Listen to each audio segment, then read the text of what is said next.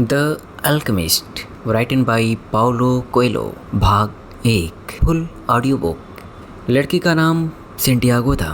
जब वह अपनी भेड़ों की झुंड के साथ उस वीरान गिरजाघर में पहुंचा, तब शाम ढल रही थी। गिरजाघर की छत बहुत पहले कभी गिर चुकी थी और जिस स्थान पर कभी प्रार्थना सामग्री का कच्छ हुआ करता था, वहाँ पर अब चिनार का एक विशाल दरख्त उग गया था। उसने वहीं पर रात बिताने का फैसला किया। उसने टूटे दरवाजे से सारी भेड़ों को अंदर किया और उसके बाद वहाँ लकड़ी के कुछ लट्ठों से एक बाड़ तैयार कर दी, ताकि रात में भेड़ें बाहर निकलकर जहाँ तहाँ न भटकने पाएँ। वैसे उस इलाके में भेड़िए तो नहीं थे, लेकिन एक बार रात में एक भेड़ बाहर कहीं जा भटकी थी और लड़के को अगला पूरा दिन उसको तलाशते हुए बर्बाद करना पड़ा था। उसने अपनी जैकेट से फर्श को बुहारा और पुस्तक उसने अभी अभी पढ़कर समाप्त की थी उसे तकिए की तरह इस्तेमाल कर लेट गया। उसने मन ही मन कहा कि अब से मुझे मोटी पुस्तकें पढ़नी होंगी। वे लंबे समय तक चलती हैं और उनकी तकिए भी ज़्यादा आरामदायी होते हैं। अभी अंधेरा ही था जब उसकी नींद खुली और जब उसने ऊपर की ओर देखा तो उसे टूटी हुई छत के पार तारे दिखाई दिए। मुझे कुछ देर और सोते रहना चाहिए था, उसने सोचा। उसने रात में वही सपना एक बार फिर देखा था जो एक हफ्ते पहले देखा था, और एक बार फिर वही हुआ था कि सपना पूरा होने के पहले उसकी नींद खुल गई थी। वह उठा और अपनी लाठी लेकर उन भेड़ों को जगाने लगा जो अभी भी सोई हुई थी। उसने देखा था कि उसके जागते ही उसके ज़्यादातर जानवर भी हिलने डुलने लगे थे, मानो कोई रहस्यमयी शक्ति थी जिसने उनके जीवन को उन भेड़ों के जीवन से बांध रखा था, जिनके साथ वह पिछले 2 वर्ष गुजार चुका था और भोजन पानी की तलाश में उनको इस गांव से उस गांव तक ले जाता रहा था। उनको मेरी इस कदर आदत पड़ चुकी है कि अब वे समझने लगी हैं कि मैं कब क्या करता हूँ। वह बुदबुदाया। इस बारे में कुछ पल सोचने के बाद उसे लगा कि बात इसके उलट भी हो सकती है, कि वह खुद ही उनकी दिनचर्या का आदी हो गया हो। लेकिन उनमें से कुछ भेड़ें ऐसी भी थीं जिन्होंने जागने में थोड़ा ज़्यादा वक्त लिया। उसने एक एक कर उनको अपनी लाठी से कोसते हुए उनका नाम लेकर पुकारा। उसका हमेशा से यह विश्वास रहा था कि वह जो कुछ भी कहता है भेड़ें उसे समझ लेती हैं। इसलिए ऐसे वक्त भी आते थे जब किसी पुस्तक को पढ़ते हुए उसे उसके 2 हिस्से बहुत प्रभावित करते थे। वे हिस्से वह भेड़ों को पढ़कर सुनाया करता था, या ऐसे वक्त जब वह उनको चारगाहों में जीवन गुजारते गडरियों के अकेलेपन या खुशियों के बारे में बताता था। कभी कभी वह उनके सामने उन चीज़ों पर टिप्पणियाँ भी किया करता था जो उसने उन गाँवों में देखी होती थी जहाँ से वे गुजरे होते थे। लेकिन पिछले कुछ दिनों से वह उनसे सिर्फ एक ही बात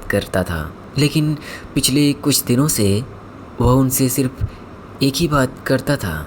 एक लड़की के बारे में जो उस गांव के एक दुकानदार की बेटी थी, जहां वे 4 दिन बाद पहुंचने वाले थे। उस गांव में वह एक ही बार गया था पिछले साल। वह दुकानदार कपड़ों की एक दुकान का मालिक था और वह हमेशा कहा करता था कि भेड़ों का ऊन उसी के सामने काटा जाए ताकि किसी तरह की कोई धोखाधड़ी न हो। उसके एक दोस्त ने उसे उस दुकान के बारे में बताया था और वह भेड़ों को लेकर वहाँ गया था। मैं कुछ ऊन बेचना चाहता हूँ, लड़के ने दुकानदार से कहा। दुकान में ग्राहकों की भीड़ थी, इसलिए दुकानदार ने गड़ेड़िए से दोपहर बाद तक इंतजार करने को कहा। लड़का दुकान की सीढ़ियों पर बैठ गया और उसने अपने थैले से एक पुस्तक निकाल ली। मैं नहीं जानती थी कि गड़ेड़िए पढ़ना भी जानते हैं, उसके पीछे से एक लड़की की आवाज़ आई। वह लड़की एंड्रालूसिया इलाके की खास पहचान लिए हुए थी। लहराते हुए काले बाल और मूर विजेताओं की सी फीकी सी याद दिलाती आँखें। हाँ, वैसे मैं पुस्तकों से ज़्यादा अपनी भेड़ों से सीखता हूँ, उसने जवाब दिया। उनके बीच में 2 घंटे तक बातचीत होती रही, जिस दौरान लड़की ने बताया कि वह उस दुकानदार की बेटी है। उसने गांव के जीवन के बारे में बताया कि वहाँ हर दिन एक जैसा होता है। गडेरिया ने उसे एंड्रालूसिया के देहातों के बारे में बताया और उन कस्बों की खबरें सुनाई जहाँ रुकता हुआ वह आया था। वह अभी तक भेड़ों से बतियाता आया था, इसलिए यह वार्तालाप एक सुखद बदलाव था। तुमने पढ़ना कैसे सीखा? बातचीत के दौरान लड़की ने पूछा। जैसे हर कोई सीखता है, उसने कहा। स्कूल में? अच्छा, अगर तुम्हें पढ़ना आता है तो फिर तुम निरे गडेरिया क्यों हो? जवाब में लड़का कुछ यूं बुदबुदाया जिससे वह उसके सवाल का जवाब टाल सकता। वह अच्छी तरह से जानता था कि लड़की उसकी बात कभी नहीं समझ पाएगी। उसने अपनी यात्राओं के किस्से जारी रखे और लड़की खौफ और अचरज से अपनी मुरी आंखें फाड़े उसकी बातें सुनती रही। जैसे जैसे समय बीतता गया, लड़की ने पाया कि वह कामना कर रहा था कि काश वह दिन कभी न बीते।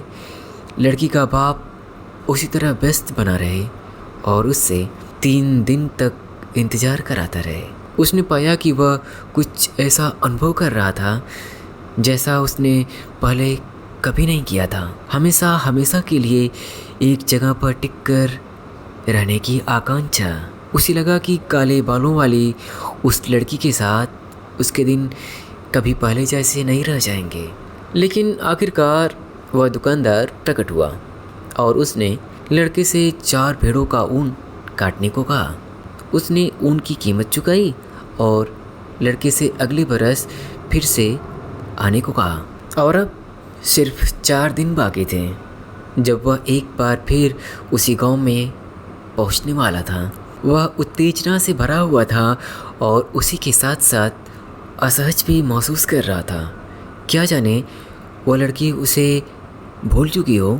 इस बीच न जाने कितने गरुड़िए आए होंगे और अपना ऊन बेच गए होंगे। इससे कोई फर्क नहीं पड़ता, उसने अपनी भेड़ों से कहा। मैं दूसरी जगहों की कई दूसरी लड़कियों को जानता हूँ, लेकिन उसका दिल जानता था कि इससे फर्क पड़ता है।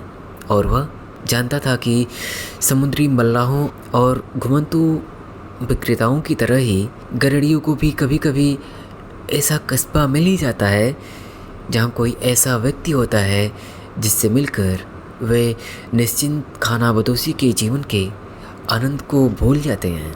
आसमान में सूरज झांकने लगा था और गरुड़िए ने अपनी भेड़ों से सूरज की दिशा में चलने को कहा। इनको कभी कोई फैसला नहीं लेना पड़ता, उसने सोचा। शायद यही वजह है कि वे हमेशा उसके करीब बनी रहती हैं। भेड़ों को तो सिर्फ भोजन और पानी से ही सरोकार था।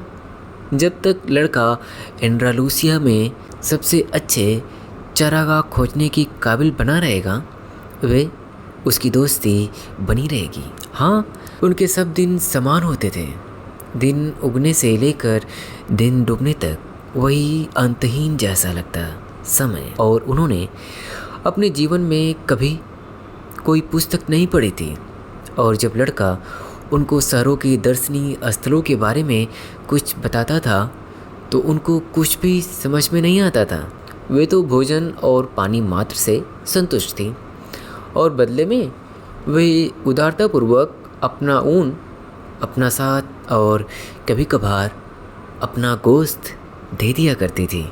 लड़के ने सोचा, अगर मैं आज एक दैत्य बन जाता और उन्हें एक एक कर मार डालने का फैसला कर लेता तो उनको कभी इस बात का एहसास होता जब ज़्यादातर रेवड़े को काट डाला गया होता। वे मुझ पर भरोसा करती हैं और वे भूल चुकी हैं कि उनको किस तरह अपनी सहज बुद्धि पर भरोसा करना चाहिए, क्योंकि मैं ही उनका भरण पोषण करता हूँ। लड़के को अपनी इस ख्यालों पर आश्चर्य हुआ। उसने सोचा, हो सकता है कि उस गिरजाघर और उसके अंदर उगे चिनार पर कोई भूत सवार हो। उसी की वजह से उसको वह सपना दोबारा दिखा हो और उसी की वजह से उसे अपने इन वफादार साथियों पर गुस्सा आ रहा हो। उसने वह थोड़ी सी वाइन पी जो पिछली रात के भोजन के बाद बची रह गई और फिर अपनी जैकेट को अपने शरीर के और करीब खींच लिया। वह जानता था कि अब से कुछ ही घंटे बाद जब सूरज सिर पर आ चुका होगा तब गर्मी इतनी बढ़ चुकी होगी कि उसे अपने रेवड़ को मैदानों से हाँक कर ले जाना मुश्किल हो जाएगा।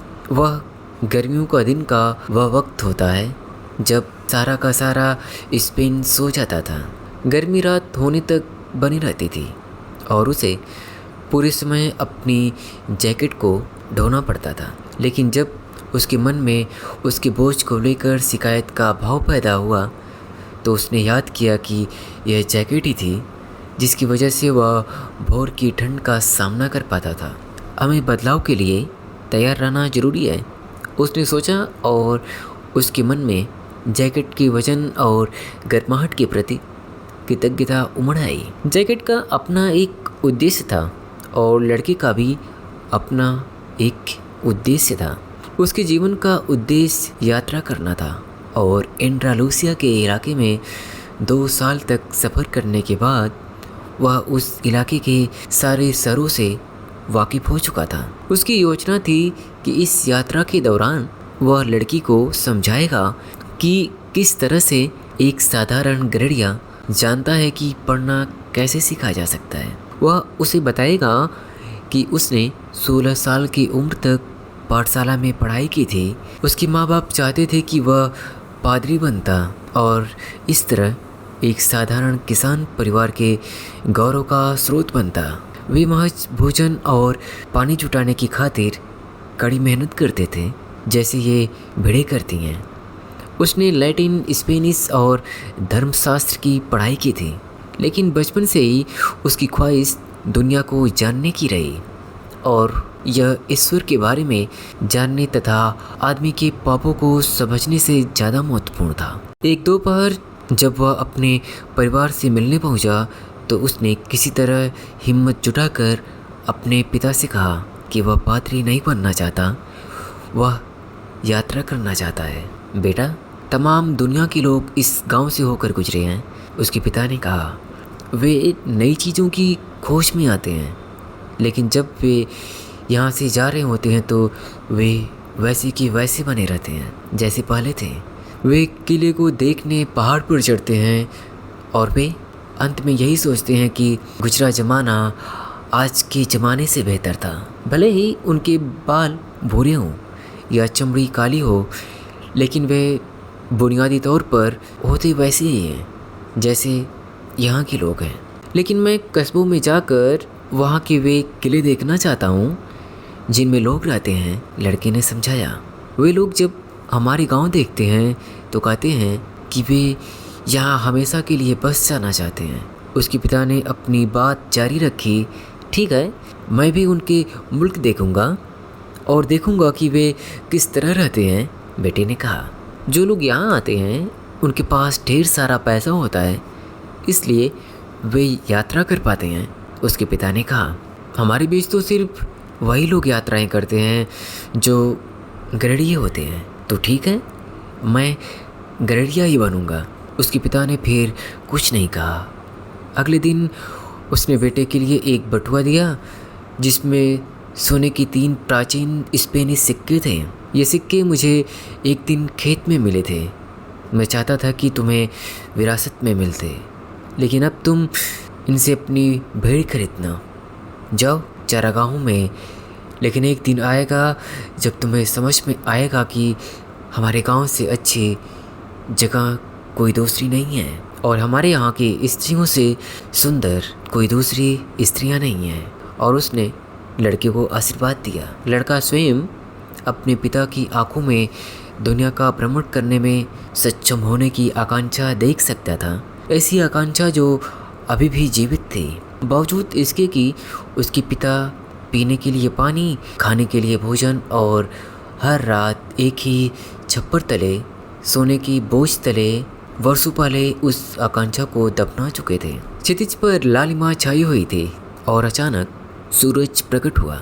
लड़के ने अपने पिता से हुई उस बातचीत के बारे में सोचा और खुश हुआ। इस बीच वह बहुत से किले देख चुका था और बहुत सी स्त्रियों से मिल चुका था, लेकिन उसकी बराबरी कोई नहीं कर सकती थी, जो उसके बाद कई दिनों तक उसकी राह देखती रही थी। उसके पास एक जैकेट थी, एक पुस्तक थी जिसके बदले वह दूसरी पुस्तक खरीद सकता था, और भेड़ों का एक झुंड था। लेकिन सबसे अहम बात यह थी कि वह हर दिन अपने सपने को जी रहा था।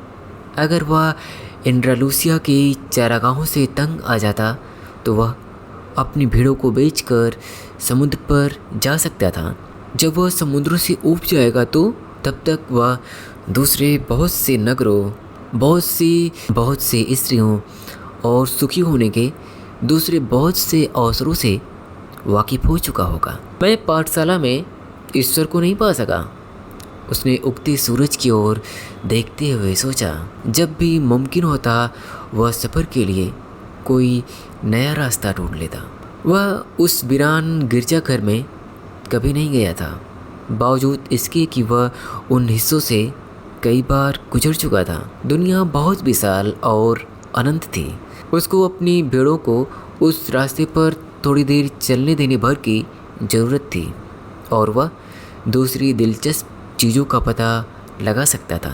समस्या यह है कि उनको इस बात का एहसास ही नहीं होता कि वे हर दिन एक नए रास्ते पर चल रही होती हैं। उन्हें समझ ही नहीं आता कि जिन चारागाहों में वे होती हैं वे नए होते हैं और मौसम बदलते रहते हैं। वे तो सिर्फ भोजन और पानी के बारे में ही सोच पाती हैं।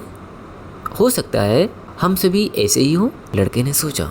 मुझे ही ले लो, जब से मैं उस दुकानदार की बेटी से मिला हूँ मैंने किसी दूसरी स्त्री के बारे में सोचा ही नहीं। सूरज की ओर देखते हुए उसने हिसाब लगाया कि वह दोपहर के पहले टेरिफा पहुँच जाएगा। वहाँ वह इस पुस्तक के बदले थोड़ी मोटी पुस्तक ले सकता है, वाइन की अपनी बोतल भर सकता है और दाढ़ी बना सकता है, बाल कटवा सकता है। उसे उस लड़की से मुलाकात की तैयारी करनी ज़रूरी थी और वह इस संभावना के बारे में नहीं सोचना चाहता कि कोई दूसरा करेड़िया भेड़ों का उससे बड़ा झुंड लेकर वहाँ पहले ही पहुँच चुका हो और लड़की का हाथ मांग चुका हो। किसी सपने के साकार होने की संभावना ही जिंदगी को दिलचस्प बनाती है। उसने सूरज की स्थिति पर एक बार फिर नज़र डालते हुए सोचा और अपनी चाल तेज कर दी। उसे सहसा याद आया कि टेरिफा में एक बुढ़िया है जो सपनों को पढ़ना जानती है। वह बुढ़िया लड़के को घर के पिछवाड़े एक कमरे में ले गई। उस कमरे और उसके बैठक कक्ष के बीच रंग बिरंगे मनकों का एक पर्दा डाला हुआ था। कमरे में एक मेज, यीशु के पवित्र हृदय की एक तस्वीर और 2 कुर्सियां थीं। वह स्त्री बैठ गई और उसने लड़के से भी बैठ जाने को कहा। फिर उसने लड़के की दोनों हथेलियां अपने हाथों में थाम ली और धीरे स्वर में प्रार्थना करने लगी। वह किसी जिप्सी प्रार्थना की तरह लगती थी। लड़के को जिप्सियों का अनुभव था जो उसे रास्ते में मिलते रहे। वे भी यात्रा किया करते थे, लेकिन उनके साथ भेड़ नहीं होती थी। लोगों का कहना था कि जिप्सी दूसरों को ठग कर अपना जीवन गुजारते हैं। यह भी कहा जाता था कि उनका शैतान के साथ समझौता था और वे बच्चों का अपहरण कर उनको रहस्यमय ढेरों पर ले जाते थे और उनको अपना गुलाम बना कर रखते थे। लड़का बचपन से इस आकांक्षा से बेहद डरा रहता था कि कहीं उसको जिप्सी पकड़ न ले जाए, और इसलिए जब उस औरत ने उसके हाथ अपने हाथों में लिए तो उसके बचपन का वह डर वापस लौट आया। लेकिन फिर लड़के ने खुद को सांत्वना देते हुए सोचा कि उस औरत ने वहाँ ईसा के पवित्र हृदय की तस्वीर लगा रखी है। वह नहीं चाहता था कि उसके हाथ कांपने लगे और औरत को लगे कि वह डर रहा है। बहुत ही दिलचस्प। औरत ने लड़के की हथेलियों पर अपनी नजरें गड़ाते हुए कहा और फिर वह खामोश हो गई। लड़का अंदर ही अंदर घबरा रहा था, उसके हाथ कांपने लगे और औरत ने इसे महसूस किया। लड़के ने जल्दी से अपना हाथ वापस खींच लिया। मैं यहाँ आपसे अपनी हाथ की रेखाएं पढ़वाने नहीं आया था, उसने कहा। उसे वहाँ आने पर पछतावा हो रहा था। पल भर को उसके मन में आया कि वह उसकी फीस अदा करे और वहाँ से चलता बने। उसे यह भी लगा कि वह बार बार आने वाले अपने उस सपने को कुछ ज़्यादा ही अहमियत दे रहा है। तुम यहाँ इसलिए आए थे ताकि अपने सपने के बारे में जान सकते, बुढ़िया ने कहा। और सपने ईश्वर की ज़बान होते हैं। जब वह हमारी ज़बान में बात करता है तो मैं समझ सकती हूँ कि उसने हमसे क्या कहा है, लेकिन अगर वह आत्मा की ज़बान में बात करता है तो फिर सिर्फ तुम ही उसे समझ सकते हो। बहरहाल जो भी हो, मैं तुमसे इस सलाह के लिए फीस तो लूँगी ही। लड़के ने सोचा, यह भी इसकी एक और चाल है, लेकिन फिर उसने जोखिम उठाने का मन बना लिया। आखिर एक करेड़िए को भेड़ियों और भूख से निपटने की जोखिम तो उठाने ही पड़ते हैं, और यही चीज़ उसके जीवन को रोमांचक बनाए रखती है। मुझे एक ही सपना 2 बार आया है, उसने कहा। सपने में मैंने देखा है कि मैं अपनी भेड़ों के साथ एक चारागाह में हूँ। तभी एक बच्ची आई और वह भेड़ों के साथ खेलने लगी। मुझे यह पसंद नहीं है कि लोग ऐसा करें, क्योंकि भेड़ें अजनबियों से डर जाती हैं, लेकिन लगता है कि बच्चे उनको डराए बिना उनके साथ खेल सकते हैं। मैं इसकी वजह नहीं जानता। मैं नहीं जानता कि भेड़ों को इंसान की उम्र के बारे में कैसे पता चल जाता है। मुझे अपने सपने के बारे में और बताओ, औरत ने कहा। मुझे अपना खाना पकाना है और तुम्हारे पास ज़्यादा पैसे तो है नहीं, इसलिए मैं तुम्हें ज़्यादा वक्त नहीं दे सकती। वह बच्ची मेरी भेड़ों के साथ कुछ देर खेलती रही, लड़के ने कुछ अनमनी भाव से कहा। और फिर उस बच्ची ने अचानक मेरे दोनों हाथ पकड़े और मुझे मिस्र के पिरामिडों पर ले गई। वह पल भर को रुका पर जानने के लिए कि क्या वह औरत जानती है कि मिस्र के पिरामिड क्या हैं, लेकिन औरत ने कुछ नहीं कहा। फिर मिस्र के पिरामिडों पर ये शब्द उसने बहुत धीरे से बोले ताकि औरत को समझ सके। उस बच्ची ने मुझसे कहा, अगर तुम यहाँ आओगे तुम्हें यहाँ एक छिपा हुआ खजाना मिलेगा। और जिस वक्त वह मुझे ठीक ठीक वह जगह दिखाने वाली थी जहाँ वह खजाना छिपा हुआ था, तभी मेरी नींद खुल गई। दोनों बार। औरत कुछ देर खामोश रही, फिर उसने दोबारा उसके हाथ अपने हाथ में लिए और उनको गौर से देखने लगी। अब मैं तुमसे कोई फीस नहीं लूँगी, उसने कहा, लेकिन अगर तुम्हें वह खजाना मिल गया तो मैं उसका 10वां हिस्सा लूँगी। लड़का खुश होकर हंस पड़ा। वह इसलिए खुश था कि छुपे हुए खजाने के उस सपने की वजह से वह अपना एक थोड़ा सा पैसा बचा पा रहा था जो उसके पास था। ठीक है, इस सपने के बारे में समझाओ, उसने कहा। सबसे पहले कसम खाओ कि जो मैं तुम्हें बताने वाली हूँ उसके बदले में तुम मुझे अपने खजाने का 10वां हिस्सा दोगे। गडेरिए ने कसम खाई। बुढ़िया ने उससे ईसा के पवित्र हृदय की ओर देखते हुए फिर से कसम खाने को कहा। यह सपना संसार की भाषा में है, उसने कहा। मैं इसकी व्याख्या कर सकती हूँ, लेकिन यह व्याख्या बहुत मुश्किल है। यही वजह है कि मुझे लगता है कि जो कुछ तुम्हें मिलने वाला है उसके एक हिस्से पर मेरा हक बनता है, और यह रही मेरी व्याख्या। तुम्हें मिस्र के पिरामिडों पर जाना चाहिए। मैंने उनके बारे में कभी सुना तो नहीं है, लेकिन अगर वे तुम्हें किसी बच्ची ने दिखाए थे तो इसका मतलब है कि उनका वजूद है। वहाँ तुम्हें एक खजाना मिलेगा जो तुम्हें अमीर बना देगा। पहले तो लड़के को थोड़ा आश्चर्य हुआ, फिर चिढ़ भी हुई। यह जानने के लिए तो उसे बुढ़िया की ज़रूरत नहीं थी, लेकिन फिर उसे याद आया कि इसके लिए उसे कोई पैसा नहीं देना है। सिर्फ इतनी सी बात के लिए मुझे अपना वक्त बर्बाद करने की ज़रूरत नहीं थी, उसने कहा। मैंने तुमसे पहले ही कहा था कि तुम्हारा सपना मुश्किल किस्म का है। बहुत सरल दिखने वाली चीज़ें ज़िंदगी की सबसे असाधारण चीज़ें होती हैं। सिर्फ अक्लमंद लोग ही उनको समझ सकते हैं, और चूँकि मैं अक्लमंद नहीं हूँ इसलिए मुझे हाथ की रेखाएं पढ़ने जैसी दूसरी कलाएं सीखनी पड़ी हैं। ठीक है, ये बताओ कि मैं मिस्र पहुंचूंगा कैसे? मैं तो सिर्फ सपनों की व्याख्या करती हूँ, मैं उनको वास्तविकता में बदलना नहीं जानती। इसलिए मुझे अपना जीवन चलाने के लिए अपनी बेटियों पर निर्भर रहना पड़ता है। और अगर मैं कभी मिस्र तक पहुंच ही ना पाया तो मुझे कुछ भी नहीं मिलेगा। वैसे भी यह पहली बार नहीं होगा। और फिर औरत ने लड़के से कहा, अब तुम जाओ, वैसे भी मैं तुम्हारे साथ अपना बहुत वक्त बर्बाद कर चुकी हूँ।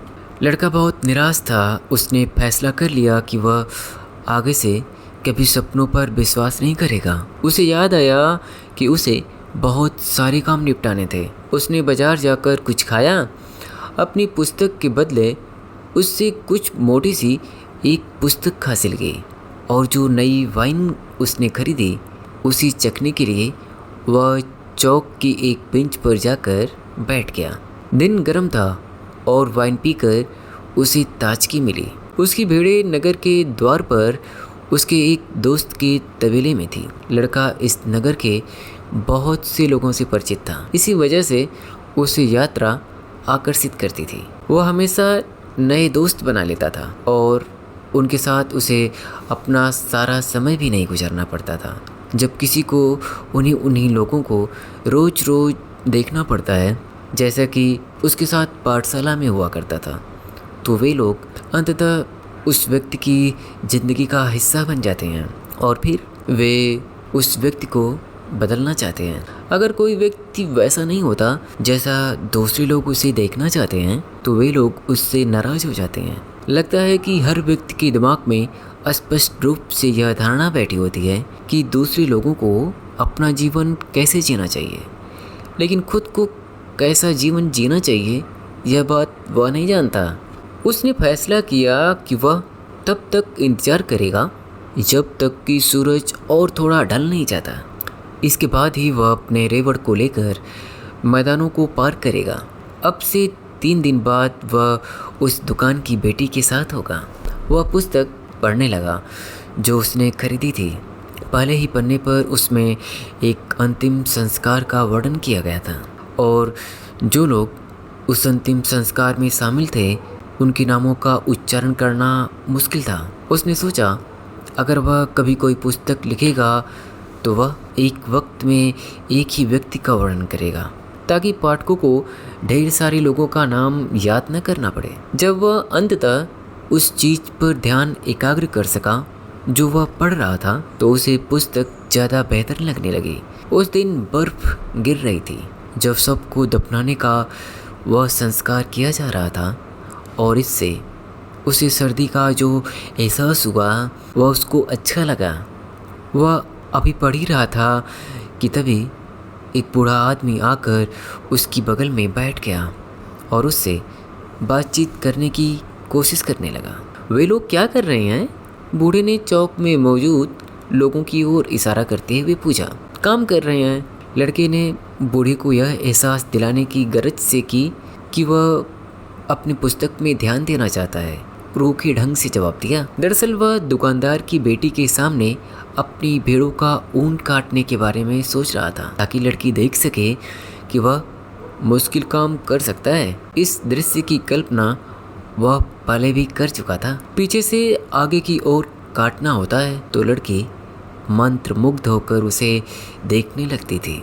उसने कुछ अच्छे किस्से भी याद करने की कोशिश की ताकि वह उन्हें ऊन काटते समय लड़की को सुना सके। इनमें से ज़्यादातर किस्से उसने पुस्तकों में पढ़े थे, लेकिन उसने सोचा कि वह उनको अपनी तरह पेश करेगा जैसे वे उसके निजी अनुभव हों। वह इस फर्क को भी नहीं समझ पाएगी क्योंकि उसे पढ़ना ही नहीं आता था। इस बीच वह बूढ़ा उसको बातचीत में लगाने की अपनी कोशिशें करता रहा। उसने लड़के से कहा कि वह थका हुआ है और प्यासा है, और फिर उसने लड़के की वाइन से एक चुस्की लेने की इच्छा जाएगी। लड़के ने इस उम्मीद से अपनी बोतल बूढ़े की ओर कर दी कि इससे बूढ़ा उसे अकेला छोड़ देगा, लेकिन बूढ़ा बात करना चाहता था और उसने लड़के से उस पुस्तक के बारे में पूछा जो वह पढ़ रहा था। लड़के का मन कर रहा था कि वह रुखाई से बरतते हुए किसी दूसरी बेंच पर चला जाए, लेकिन फिर उसे अपने पिता की वह सिखाई हुई बात याद आई कि हमें बुजुर्गों की इज्जत करनी चाहिए। इसलिए उसने वह पुस्तक बुड्ढे को पकड़ा दी, 2 वजहों से।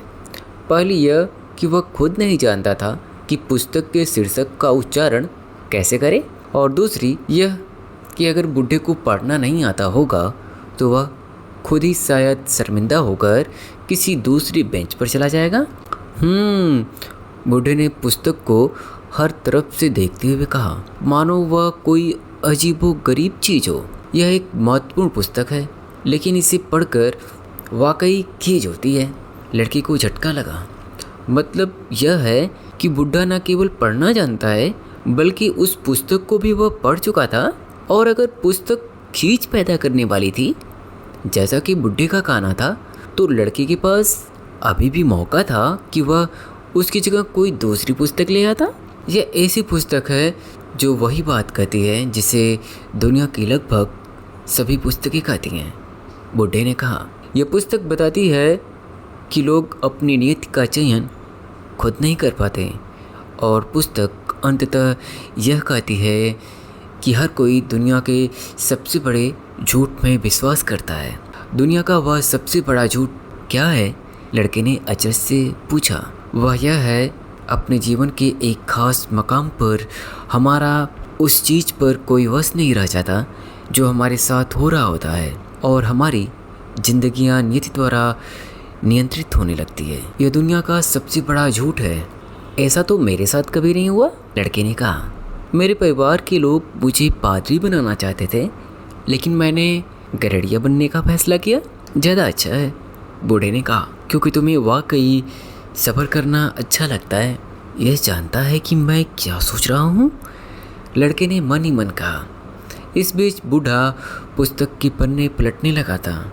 लगता था जैसे पुस्तक वापस करने का उसका कोई इरादा ना हो। लड़के ने ध्यान दिया कि बूढ़े की पोशाक विचित्र सी थी। वह किसी अरबी की तरह लगता था, जिनकी मौजूदगी इन इलाकों में असामान्य बात नहीं थी। अफ्रीका टेरिफो से कुछ ही घंटों की दूरी पर था। आपको नाव से सकरी खाड़ी को पार करने भर की ज़रूरत थी। अरबी इस शहर में अक्सर दिखाई दे जाते थे, खरीदारी करते हुए और दिन में कई बार अपनी विचित्र सी प्रार्थनाएं करते हुए। आप कहाँ के रहने वाले हैं? लड़के ने पूछा। बहुत सी जगहों का। बहुत सी जगहों का तो कोई नहीं हो सकता, लड़के ने कहा। मैं एक गरड़िया हूँ और मैं बहुत सी जगहों पर गया हूँ, लेकिन मैं हूँ तो एक ही जगह का रहने वाला। वह शहर एक प्राचीन किले के पास है।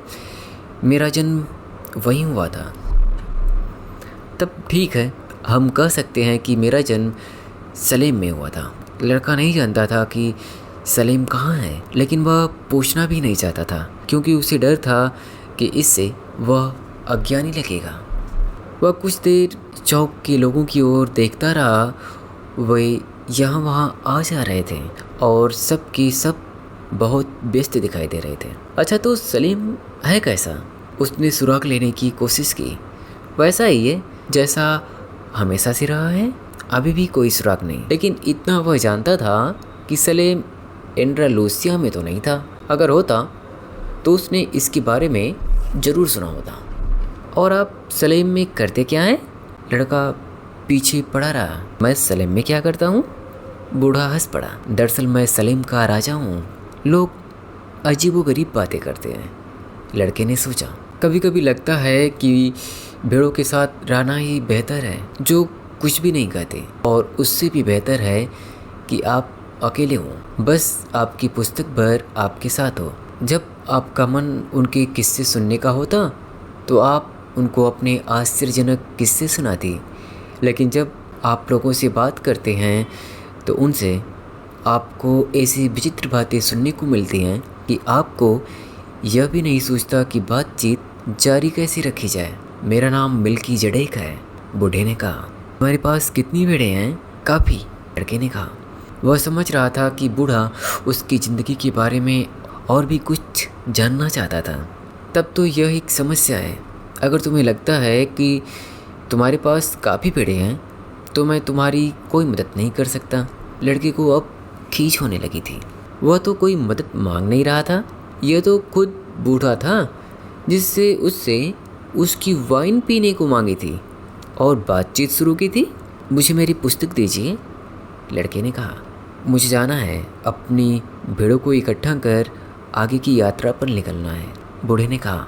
मुझे अपनी भेड़ों का 10वां हिस्सा दे दो तो मैं तुम्हें बताऊंगा कि तुम छिपे हुए खजाने को कैसे हासिल कर सकते हो।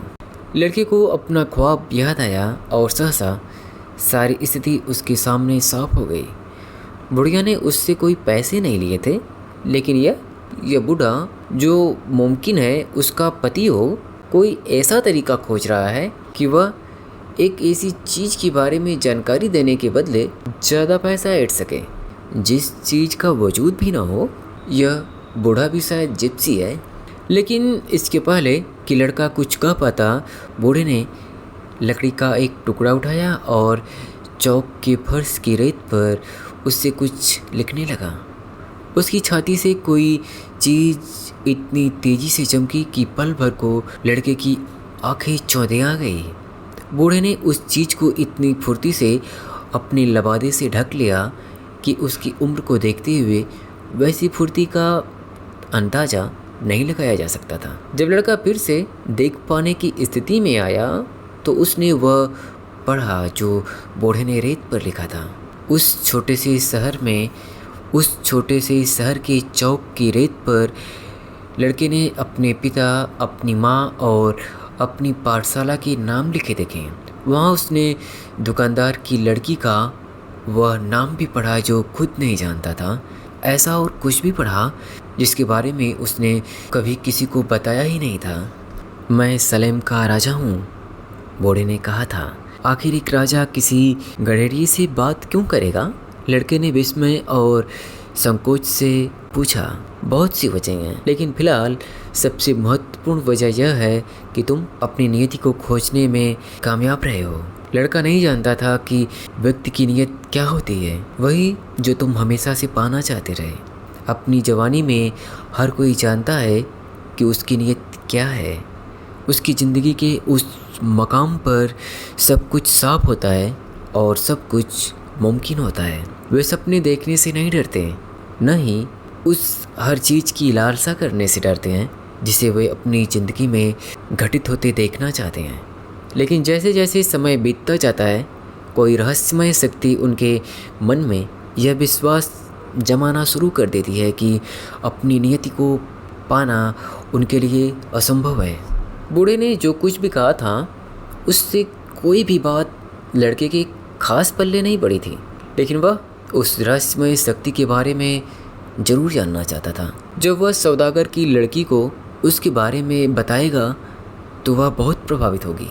ये शक्ति लगती तो नकारात्मक है, लेकिन दरअसल वह तुम्हें अपनी नियति तक पहुंचने का रास्ता दिखाती है। वह तुम्हारे उत्साह और तुम्हारे संकल्प को मजबूत करती है, क्योंकि इस पृथ्वी का एक ही महान सत्य है, तुम जो भी कोई हो या तुम जो भी कुछ करते हो, जब तुम वास्तव में कुछ पाना चाहते हो तो इसलिए चाहते हो क्योंकि यह इच्छा इस कायनात के रूप में जन्मी होती है। उसे हासिल करना इस पृथ्वी पर तुम्हारी मुहिम है, चाहे वह इच्छा यात्रा करने की ही क्यों ना हो, या कपड़ों के किसी व्यापारी की लड़की से शादी करने की ही क्यों ना हो, हाँ, या खजाने की खोज ही क्यों ना हो।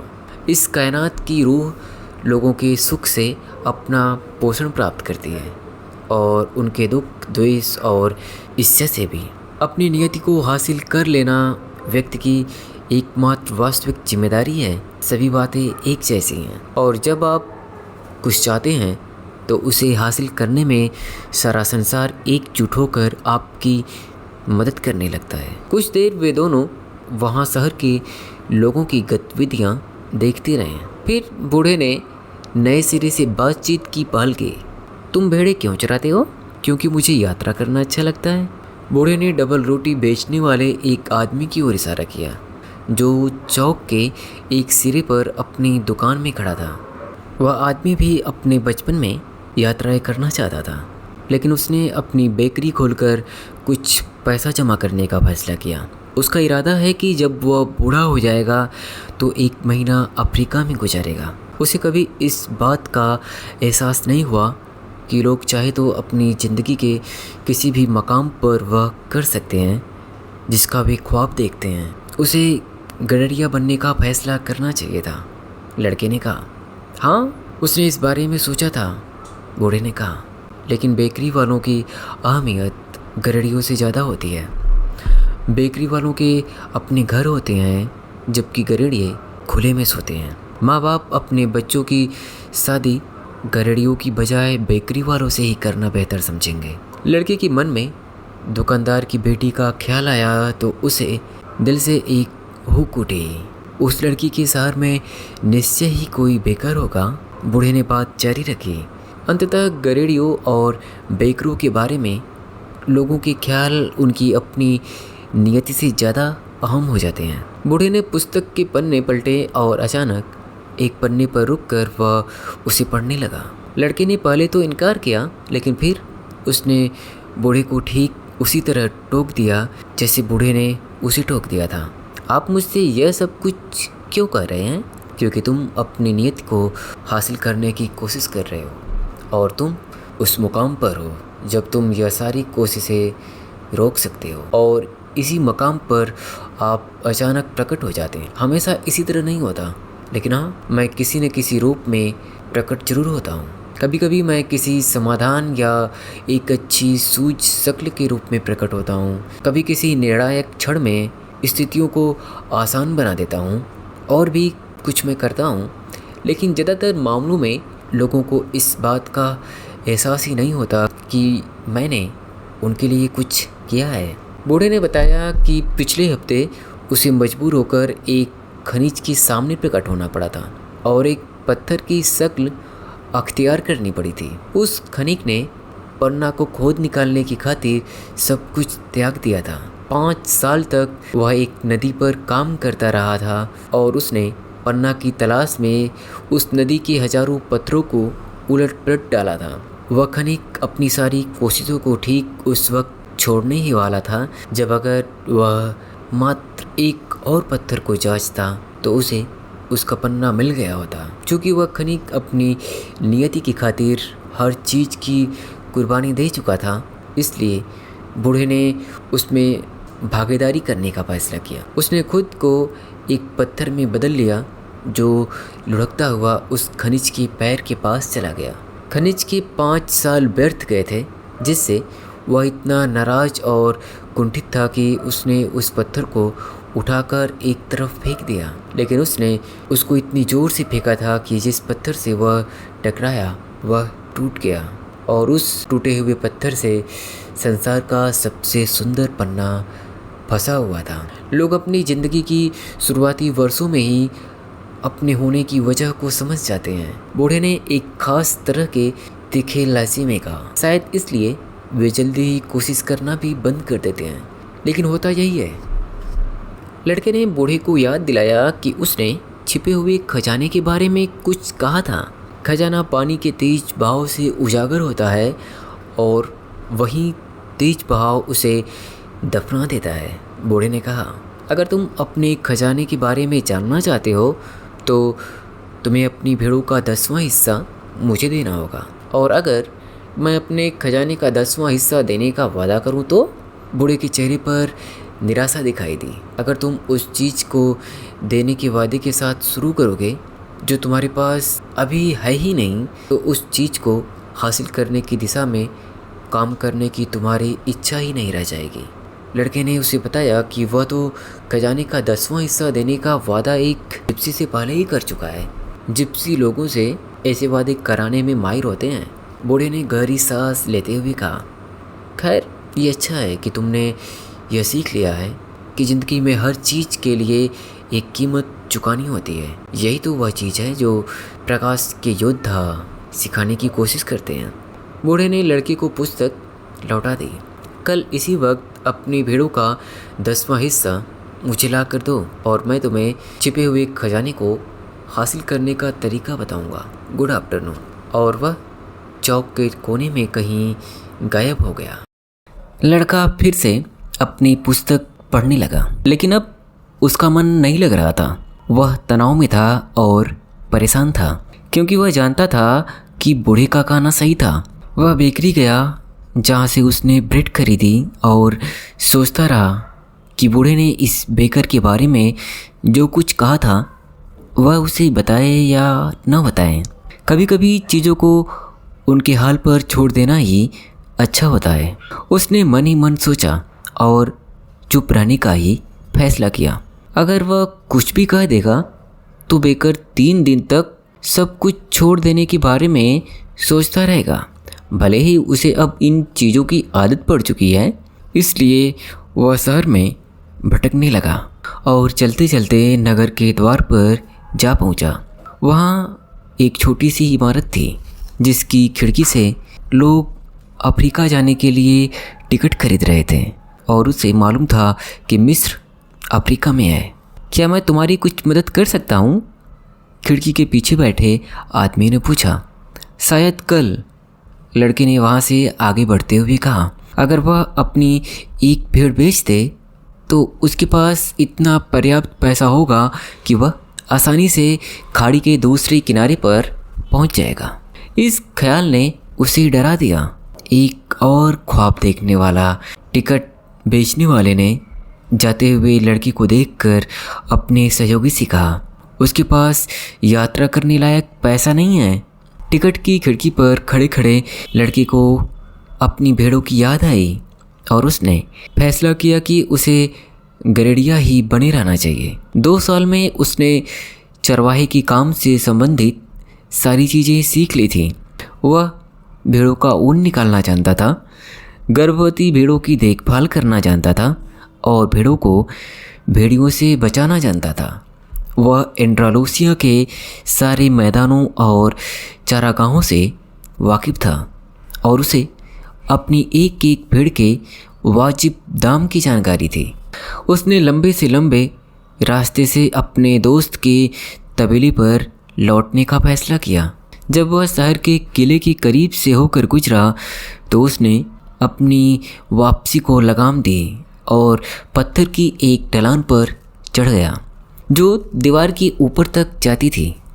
वहाँ से वह दूर अफ्रीका को देख सकता था। कभी किसी ने उससे कहा था कि वह वही जगह थी जहाँ से मूर आए थे और उन्होंने सारे स्पेन पर कब्जा कर लिया था। जहाँ वह बैठा था वहाँ से लगभग सारा शहर देख सकता था। उस चौक समेत जहाँ बैठकर उसने बूढ़े से बातचीत की थी। बुरा हो उस घड़ी का जब वह बुढ़ा मुझे मिला था। उसने सोचा, वह तो सिर्फ उस औरत की तलाश में इस शहर में आया था जो उसके सपने को पढ़ सकती थी, लेकिन वह औरत और वह बुढ़ा दोनों ही उसके गरड़िए होने से जरा भी प्रभावित नहीं हुए। वे ऐसे एकांकी व्यक्ति हैं जिनका दुनिया की चीज़ों पर से विश्वास उठ चुका है और वे यह समझ ही नहीं पाते कि एक गरड़िए को अपनी भेड़ों से कितना लगाव होता है। वह अपने रेवड़ की एक एक भेड़ को जानता था। वह जानता था कि कौन कौन सी लंगड़ी है, कौन अब से 2 महीने बाद बच्चा जनने वाली है और कौन सबसे ज़्यादा आलसी है। वह उनका ऊन कतरना जानता था और उनको हलाल करना जानता था। उसने सोचा कि अगर मैंने कभी उनको छोड़ दिया तो वे बहुत दुख झेलेंगी। हवा तेज हो चली थी। वह उस हवा से वाकिफ़ था। लोग उसे लेवेंटर कहते थे। चूँकि मोर इसी पर सवार होकर भूमध्य सागर के पूर्वी छोर पर बसे लेवेंट से आए थे, लेवेंटर और भी तेज़ी से बहने लगी। मैं यहाँ हूँ, अपनी भेड़ों और अपने खजानों के बीच, लड़के ने सोचा। उसे 2 चीज़ों के बीच चुनाव करना ज़रूरी था। एक जिसका वह आदी हो चुका था और दूसरी वह जो वह पाना चाहता था। फिर दुकानदार की बेटी भी थी, लेकिन वह उसके लिए उतनी महत्वपूर्ण नहीं थी जितनी उसकी भेड़ें थीं, क्योंकि वह उस पर निर्भर नहीं थी। मुमकिन हो कि उसे मेरी याद भी ना हो, उसने सोचा। वह अच्छी तरह से जानता था कि वह लड़की के सामने किस दिन प्रकट हुआ था। लड़की को इससे कोई फर्क नहीं पड़ा था, क्योंकि लड़की के लिए हर दिन एक जैसा था और हर दिन अगले दिन जैसा ही होता है तो वह इसलिए होता है क्योंकि लोग उन अच्छी घटनाओं को पहचान ही नहीं पाते जो उनके जीवन में सूरज के उगने के साथ हर दिन घटित होती है। मैं अपनी माँ, अपने पिता और अपने नगर के किले को पीछे छोड़ आया हूँ। उनको मेरे दूर चले जाने की आदत पड़ चुकी है। उसी तरह मुझे भी उनसे दूर रहने की आदत पड़ चुकी है। भेड़ों को भी मेरे उनके साथ न होने की आदत पड़ जाएगी, लड़के ने सोचा। जहाँ पर वह बैठा था वहाँ से वह चौक को देख सकता था। बेकर की दुकान पर लोगों की आवाजाही अभी भी जारी थी। जिस बेंच पर बैठकर उसने बूढ़े से बातचीत की थी वहाँ अब एक नौजवान जोड़ा बैठा हुआ था और वे चुंबन ले रहे थे। वह बेकर उसने मन ही मन कहा और उस ख्याल को अधूरा ही छोड़ दिया। लिविंटर और भी तेज होती जा रही थी और वह उसके दबाव को अपने चेहरे पर महसूस कर रहा था। हाँ, यह हवा मोरों को लाई थी, लेकिन यह रेगिस्तान और पर्दानसीन औरतों की गंध भी तो अपने साथ लाई थी। वह अपने साथ उन आदमियों का पसीना और सपने भी लाई थी जो कभी अज्ञात की खोज में और सोने तथा साहसिक कारनामों की खोज में और पिरामिडों की खोज में निकल पड़े थे। लड़की को हवा की आज़ादी से ईर्ष्या महसूस हुई और उसने पाया कि वह खुद भी वैसी ही आज़ादी हासिल कर सकता है। सिवा उसके और कुछ भी तो नहीं था जो उसे रोक सकता था। भेड़े, सौदागर की बेटी और एंड्रालूसिया के मैदान तो उसके गंतव्य के रास्ते की सीढ़ियाँ मात्र थीं। अगले दिन दोपहर में लड़का उस बूढ़े से मिला। वह अपने साथ 6 भेड़ी लेकर आया था। मुझे आश्चर्य है, लड़के ने कहा। मेरे दोस्त ने सारी भेड़ें तुरंत खरीद ली। उसका कहना था कि वह तो हमेशा से एक गरेड़िया बनना चाहता था और यह भविष्य की दिशा में एक अच्छा संकेत था। हमेशा ऐसा ही होता है, बूढ़े ने कहा। इसे अनुकूलता का सिद्धांत कहते हैं। जब आप पहली बार ताश के पत्ते खेलते हैं और आपको लगभग पक्का यकीन होता है कि आप जीत जाएंगे, शुरुआत करने वाले की किस्मत ऐसा क्यों होता है? क्योंकि एक ऐसी ताकत है जो चाहती है कि तुम अपने गंतव्य तक पहुंच सको। यह कामयाबी के स्वाद के साथ आपकी भूख भड़काती है। फिर वह बूढ़ा उन भेड़ों का निरीक्षण करने लगा और उसने देखा कि उनमें से एक भेड़ लंगड़ी थी। लड़के ने समझाया कि यह इतनी महत्वपूर्ण बात नहीं है क्योंकि वह झुंड की सबसे ज़्यादा समझदार भेड़ है और सबसे ज़्यादा ऊन देती है। खजाना कहाँ है? उसने पूछा। वह मिस्र में है, पिरामिडों के पास। लड़का भौचक्का रह गया। यही बात तो उस बुढ़िया ने कही थी, लेकिन उसने बदले में कुछ भी नहीं लिया था। खजाना हासिल करने के लिए तुम्हें भविष्य सूचक संकेतों का अनुसरण करना होगा। परमेश्वर ने हर किसी के लिए एक मार्ग तैयार किया हुआ है। तुम्हें सिर्फ उन भविष्य सूचक संकेतों को पढ़ना होगा जो उसने तुम्हारे लिए छोड़े हुए हैं। लड़का कोई जवाब दे पाता इसके पहले ही एक तितली उसके और बूढ़े के बीच आकर फड़फड़ाने लगी। उसे एक बात याद आई जो एक बार उसके दादा ने उससे कही थी। तितलियां भविष्य की सूचना देने वाला एक अच्छा संकेत होती हैं, झिंगुर की तरह और उम्मीदों की तरह, छिपकलियों की तरह और 4 पत्तों वाली घास की तरह। यह सही है, बूढ़े ने लड़के के विचारों को पढ़ते हुए कहा।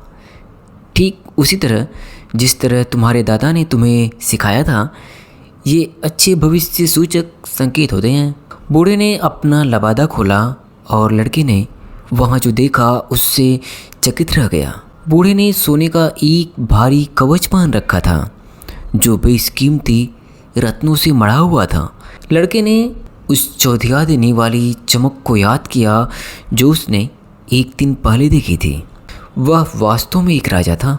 उसने चोरों से बचने के लिए छद्म वेश धारण कर रखा होगा।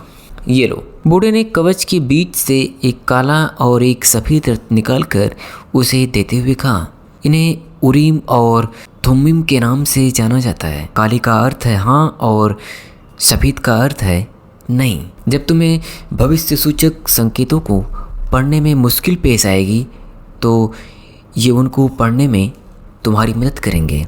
सवाल हमेशा इस तरह करना जिसका जवाब हाँ या नहीं में हो, लेकिन अगर मुमकिन हो तो अपने फैसले खुद ही लेना।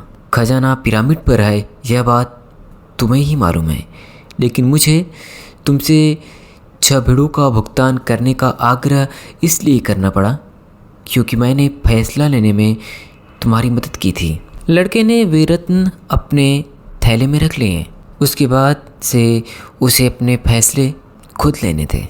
हर चीज़ का सामना करते समय यह कभी मत भूलना कि वह वही एक चीज़ है जो कुछ नहीं है, और भविष्य सूचक संकेतों की भाषा कभी मत भूलना।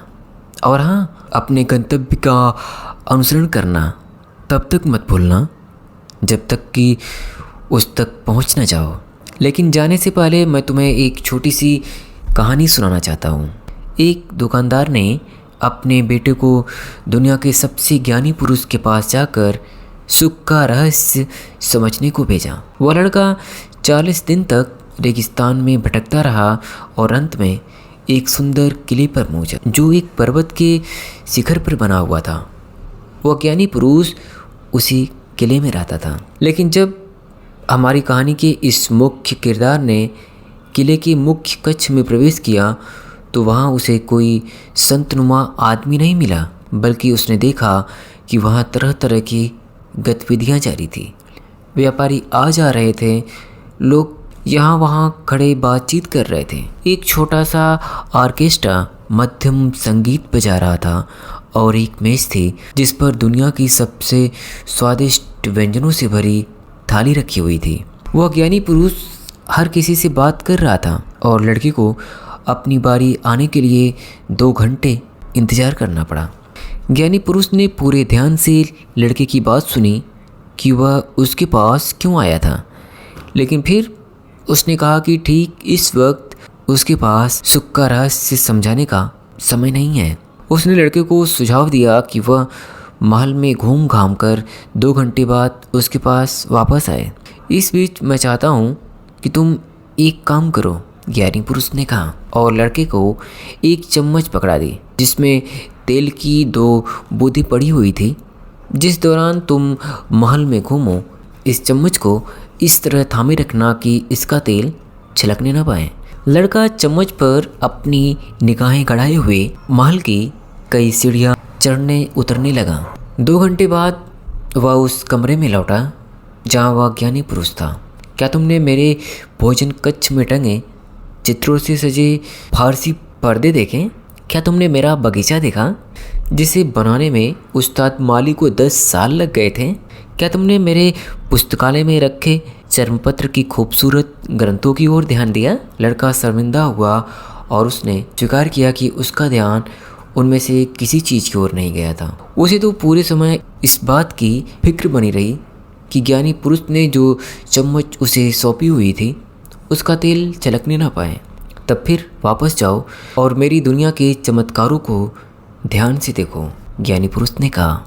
अगर तुम किसी आदमी के मकान को ही नहीं जानते तो तुम उस आदमी पर भरोसा नहीं कर सकते। लड़के ने राहत की सांस ली, चम्मच उठाई और वापस राजमहल की छानबीन के लिए लौट पड़ा। इस बार उसने छतों और दीवारों की सारी कलात्मक सजावटों को ध्यान से देखा। उसने सारे बाग देखे, अपने चारों ओर खड़ी पहाड़ियाँ देखी और उस नफासत पर ध्यान दिया जिसके साथ हर चीज़ का चुनाव किया गया था। वापस लौटने पर उसने ज्ञानी पुरुष को सब चीज़ों के बारे में विस्तार से बताया जो उसने देखा था। लेकिन तेल की वे बूंदें कहाँ हैं जो मैंने तुम्हें सौंपी थी? ज्ञानी पुरुष ने पूछा। जब लड़के ने सिर झुकाकर हाथ में थामी चम्मच की ओर देखा तो पाया कि उसका तेल नदारद था। खैर, मैं तुम्हें एक ही सलाह दे सकता हूँ, ज्ञानियों के ज्ञानी उस पुरुष ने कहा। सुख का रहस्य यह है कि दुनिया के सारे आश्चर्यों को देखो और चम्मच में रखी तेल की बूंदों को कभी मत भूलो। गरेडिये ने कुछ नहीं कहा। वह बूढ़े राजा द्वारा सुनाई कहानी को समझ गया था। एक गरेडिये को भले ही यात्राएं पसंद हो, लेकिन उसे अपनी भेड़ों के बारे में कभी नहीं भूलना चाहिए। बूढ़े ने लड़की की ओर देखा और अपने दोनों हाथों से उसके सिर के ऊपर कुछ विचित्र से संकेत किए। फिर वह अपनी भेड़ों को लेकर वहाँ से चला गया।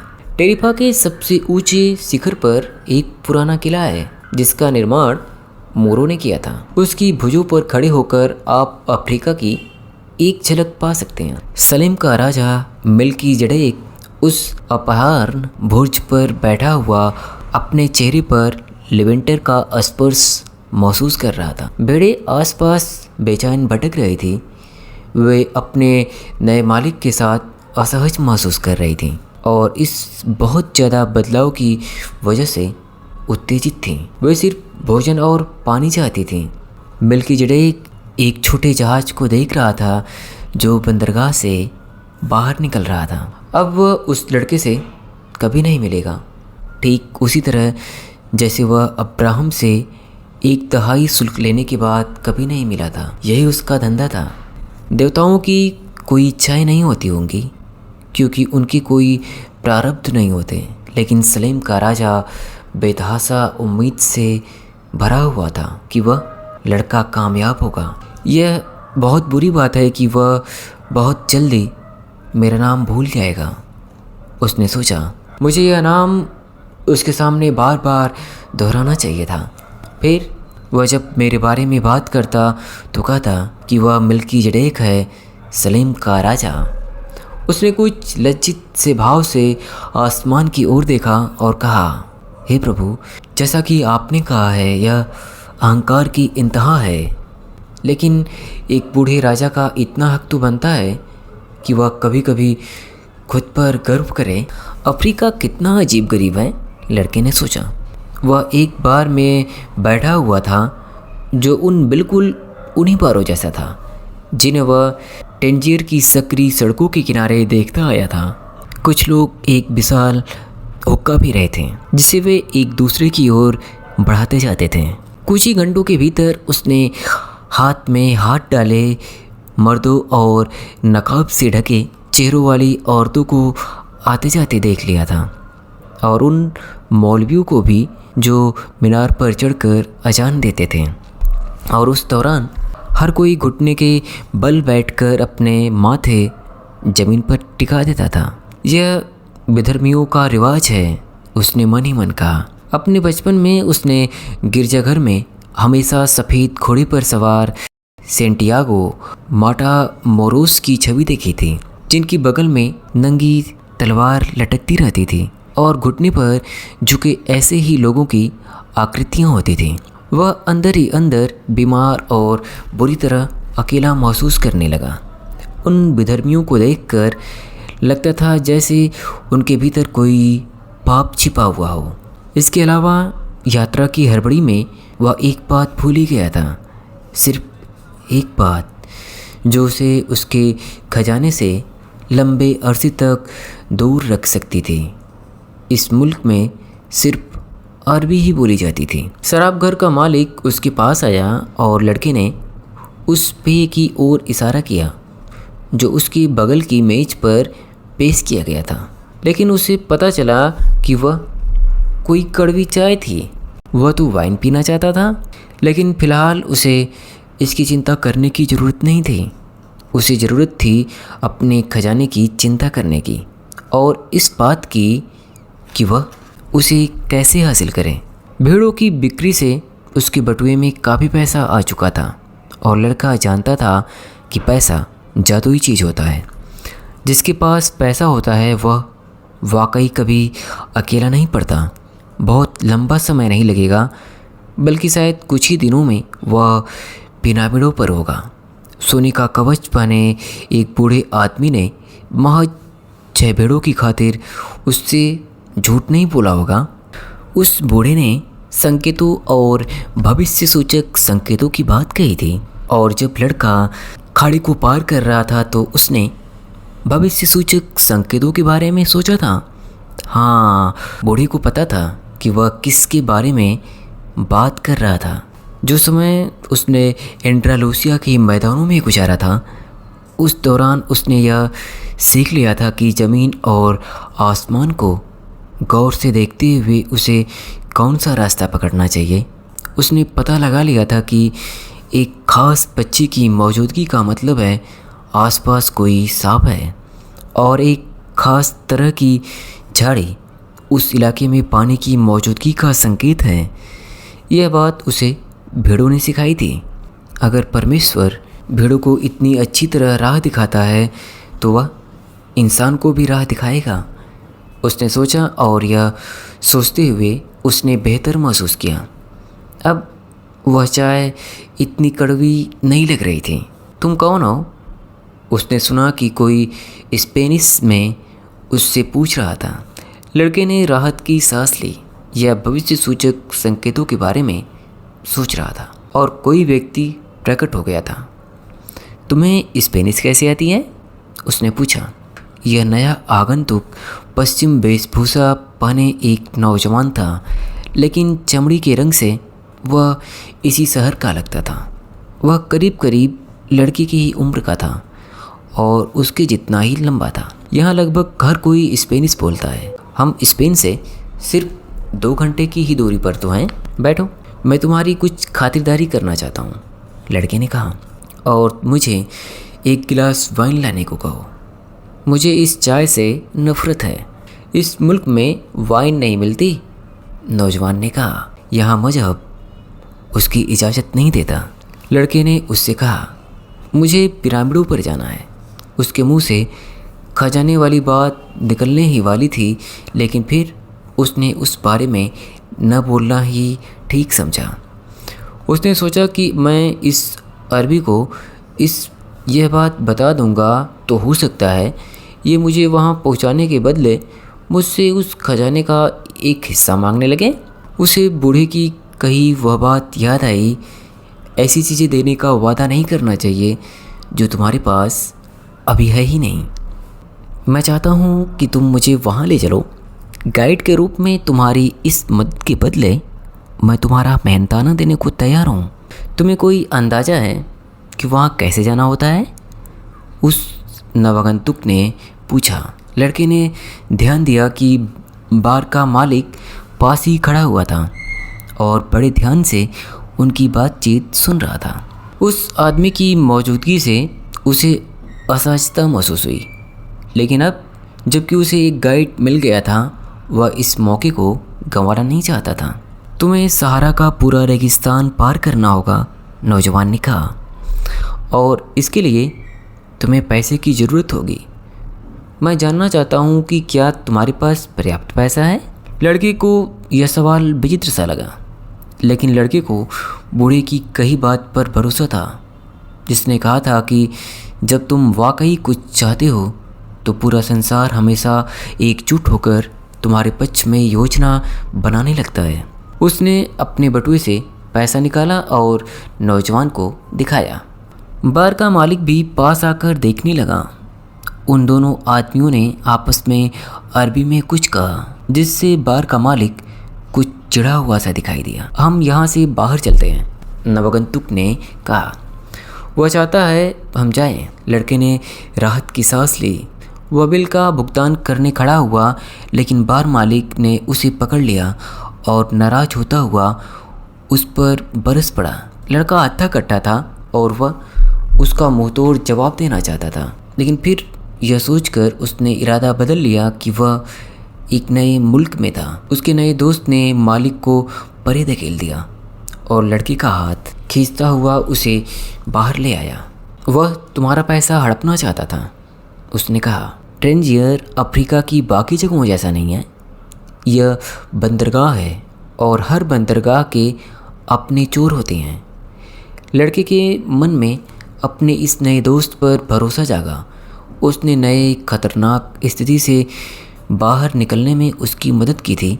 उसने अपने पैसे निकाले और उनको गिना। हम कल तक पिरामिडों पर पहुंच सकते हैं, नौजवान ने पैसे लेते हुए कहा, लेकिन इसके पहले मुझे 2 ऊँट खरीदने होंगे।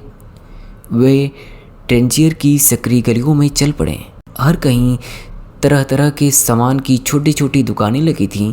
वे एक विशाल चौक के बीच पहुँचे जहाँ बाजार लगा हुआ था। वहाँ हजारों की तादाद में लोग आपस में बहस कर रहे थे। सामान खरीद और बेच रहे थे। चाकू छुरों के बीच सब्जियां बिक रही थी। तंबाकू के साथ साथ बेची जाने वाली कालीन प्रदर्शित थे। लेकिन लड़का पूरे समय अपनी आँख अपने नए दोस्त पर जमाए हुए था। आखिरकार उसका सारा पैसा उसी के पास था। पहले तो उसके मन में आया था कि उससे पैसा वापस मांग लें, लेकिन फिर उसे लगा कि यह दोस्ताना रवैया नहीं होगा। उसे उस पराये मुल्क के दस्तूरों के बारे में कोई जानकारी नहीं थी। मैं सिर्फ उस पर निगाह रखूँगा, उसने मन ही मन कहा। वह जानता था कि वह अपने इस दोस्त से कहीं ज़्यादा मजबूत है। अचानक इस सारी उधेड़बुन के बीच उसे एक ऐसी बेहद खूबसूरत तलवार दिखाई दी जैसे उसने कभी नहीं देखी थी। उसकी म्यान पर चांदी की पच्चीकारी थी और उसकी मूठ काली थी तथा उस पर बेशकीमती रत्न जड़े हुए थे। लड़के ने मन ही मन तय किया कि मिस्र से लौटने के बाद यह तलवार खरीद लेगा। जरा उस दुकानदार से पूछो कि वह तलवार कितने की है, उसने अपने दोस्त से कहा। तभी उसे एहसास हुआ कि तलवार देखने के चक्कर में उसका ध्यान कुछ क्षणों के लिए भटक गया था। उसका दिल अंदर धंस गया, जैसे उसकी छाती से उसे सहसा जोर से दबा दिया हो।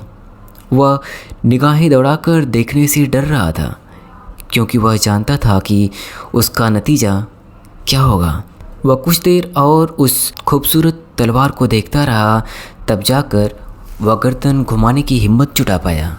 उसके चारों तरफ बाजार था, लोग आ जा रहे थे, आवाज़ें लगा रहे थे और ख़रीदारी कर रहे थे, और वातावरण में खाने की चीज़ों की अजीबोगरीब गंध फैली हुई थी।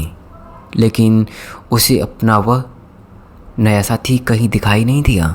लड़का खुद को विश्वास दिलाना चाहता था कि उसका दोस्त संयोगवश उससे जुदा हो गया हो। उसने तय किया कि वह वहीं रुककर उसका इंतज़ार करेगा। वह इंतज़ार ही कर रहा था कि तभी एक मौलवी पास की एक मीनार पर चढ़कर अजान देने लगा। बाजार के सारे लोग अपने अपने घुटनों पर झुक गए। उन्होंने अपने माथे ज़मीन पर टिका दिए और खुद भी नमाज पढ़ने लगे। इसके बाद सारे के सारे दुकानदारों ने कामकाजी चींटियों की तरह अपनी दुकानें समेटी और वहाँ से चल पड़े। सूरज भी विदा ले रहा था। लड़के की निगाहें कुछ देर डूबते सूरज की राह की पीछा करती रहीं। आखिर वह चौक को घेरते सफ़ेद मकानों के पीछे ओझल हो गया। उसने याद किया कि सुबह जब यह सूरज उगा था तब वह एक दूसरे महाद्वीप पर था। 60 भेड़ों को हाँकता एक चरवाहा था और एक लड़की से मिलने जाने का इंतज़ार कर रहा था। उस सुबह जाने पहचाने मैदान से गुजरते हुए उसे उस एक की घटना के बारे में पता था जो उसके साथ होने वाली थी। लेकिन अब जब सूरज डूबने को था, वह एक बिल्कुल अलग मुल्क में था। एक अजनबी मुल्क के बीच एक अजनबी, जहाँ की ज़बान तक वह नहीं बोल सकता था। अब वह गरेडिया नहीं रहा और अब उसके हाथ में कुछ नहीं था, पैसे भी नहीं था कि वह वापस लौट सकता और सब कुछ नए सिरे से शुरू कर सकता। यह सब कुछ सूर्योदय और सूर्यास्त के बीच घटित हो गया था। लड़के ने सोचा उसे खुद पर दया आ रही थी और वह अपनी ज़िंदगी के इस तरह अचानक और ज़बरदस्त ढंग से उलट पुलट हो जाने को लेकर मन ही मन विलाप कर रहा था। वह कभी अपनी भेड़ों तक के सामने नहीं रोया था, लेकिन बाजार सूना पड़ा था और वह घर से बहुत दूर था, इसलिए वह रोने लगा। वह रो रहा था क्योंकि परमेश्वर ने उसके साथ नाइंसाफ़ी की थी और यह सोचकर रो रहा था कि अपने सपनों में विश्वास करने वाले लोगों को परमेश्वर इस तरह का फल देता है। जब मेरे पास मेरी भेड़ें थी तब मैं सुखी था और अपने आसपास के लोगों को सुखी बनाता था। लोग मुझे करीब आता देख मेरा स्वागत करते थे, उसने सोचा। लेकिन अब मैं दुखी हूँ और अकेला हूँ। अब मैं दूसरों के प्रति कड़वाहट और अविश्वास से भर जाने वाला हूँ, क्योंकि एक इंसान ने मेरे साथ धोखा किया है। मैं उन लोगों से नफरत करने लगूँगा जिनको उनके खजाने मिल गए होंगे, क्योंकि मुझे मेरा खजाना कभी नहीं मिलेगा। अब जो भी कुछ थोड़ा सा मेरे पास बचा है मुझे उसी से संतोष करना पड़ेगा, क्योंकि मैं इतना तुच्छ हूँ कि दुनिया को जीत पाना मेरे बूते की बात नहीं है। उसने इस उम्मीद से अपना थैला खोल कर देखा कि शायद उसमें कुछ बचा हो सकता है उसमें एक कुछ सैंडविच का कोई टुकड़ा बचा हो जो उसने जहाज़ पर खाया था। लेकिन उसमें उस भारी भरकम पुस्तक, उसकी जैकेट और उन 2 रत्नों के अलावा जो उस बूढ़े ने दिए थे और कुछ भी नहीं था। जब उसने उन रत्नों को देखा तो उसे किसी वजह से राहत महसूस हुई। उसने उसकी 6 भेड़ों के बदले उसे वे 2 रत्न अपने सोने की कवच से निकाल कर दिए थे। वह उन रत्नों को बेचकर वापसी का टिकट खरीद सकता है, लेकिन इस बार मैं अक्ल से काम लूँगा, लड़के ने सोचा और उन रत्नों को थैले से निकालकर अपनी जेब में रख लिया। यह बंदरगाह का नगर था और उसके दोस्त ने उससे जो एकमात्र सच्ची बात कही थी वह यही थी कि बंदरगाहों के नगर चोरों से भरे होते हैं। अब उसे समझ में आया कि बार का मालिक इतना झल्लाया हुआ क्यों था। वह मुझसे यह कहने की कोशिश कर रहा था कि मुझे उस आदमी पर भरोसा नहीं करना चाहिए। मैं भी वैसा ही हूँ, हर कोई है। मैं दुनिया को उस रूप में देखता हूँ जिस रूप में उसे होते हुए देखना चाहता हूँ, उस रूप में नहीं जैसी वह वास्तव में है। उसने उन रत्नों पर हल्के से हाथ फेरते हुए उनके ताप और उनकी सतहों को स्पर्श को महसूस किया। वे उसका खजाना थे। उनको हाथ में लेने मात्र से वह बेहतर महसूस कर रहा था। वे उसे बूढ़ी की याद दिला रहे थे। जब तुम कुछ पाना चाहते हो तो सारा संसार उस चीज़ को हासिल करने में तुम्हारी मदद की योजना बनाने लगता है, उसने कहा था। लड़का उस बात की सच्चाई समझने की कोशिश कर रहा था जो बूढ़े ने कही थी। वह सुने बाजार में खड़ा था। उसके पास एक थैला भी नहीं था जिसे वह अपना कह सकता, और न ही एक भेड़ थी जिसकी उसे रात में रखवाली करनी पड़ती। लेकिन वे रत्न इस बात का सबूत थे कि वह एक राजा से मिला था, राजा जो लड़के के अतीत के बारे में जानता था। इन्हें यूरीम और थुम्मिम कहा जाता है और ये भविष्य सूचक संकेतों को पढ़ने में तुम्हारी मदद कर सकते हैं। लड़के ने रत्नों को वापस थैले में डाला और एक आजमाइश करने का फैसला किया। बूढ़े ने कहा था कि तुम्हारे सवाल एकदम स्पष्ट होने चाहिए, और इसके लिए लड़के को यह जानना जरूरी था कि वह क्या जानना चाहता था। लेकिन उसने पूछा, क्या बूढ़े का आशीर्वाद अभी मेरे साथ है? उसने एक रत्न निकाला। वह हाँ था।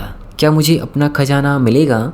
उसने पूछा। वह थैले में हाथ डालकर किसी एक रत्न को टटोलने लगा।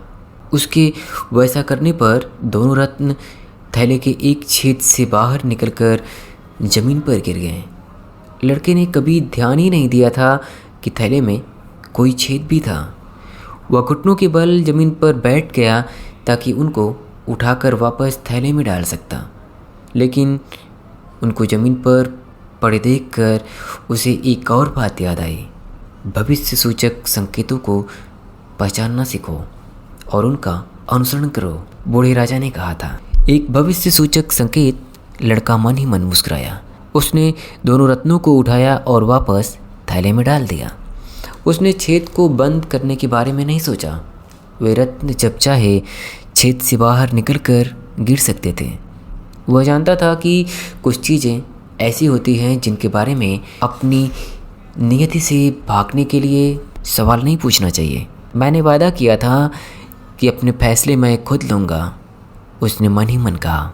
लेकिन उन रत्नों ने उसे बता दिया था कि वह बूढ़ा अभी भी उसके साथ है, और इससे उसमें और भी आत्मविश्वास महसूस किया। उसने एक बार फिर खाली चौक को चारों ओर निगाहें घुमाकर देखा।